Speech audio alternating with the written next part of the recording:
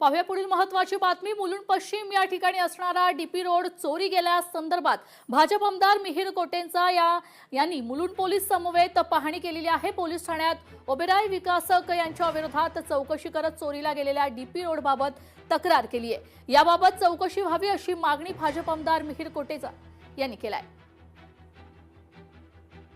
आज मी आमचे दोन्ही स्थानिक नगरसेवक दीपिका घाग व नील सुमैया यांना घेऊन मुंबई पोलीस स्टेशनचे पोलीस निरीक्षक सीनियर पीआय यांना एक तक्रार दिली आहे की जनतेचा मालमत्ता असणारा डीपी रोड हे चोरीला गेलेलं आहे आणि ते आपण शोधावा। आणि मी त्यांना लोकेशनही दिलेलं आहे की बाबा हे कुठे चोरीला गेलेलं आहे, तर हे मुलुंड पश्चिम मध्ये ओबेरॉय विकासकाचा जो लेआउट आहे LBS मार्गवर, तिकडे हा डीपी रोड होता आणि तो चोरीला गेलेला आहे।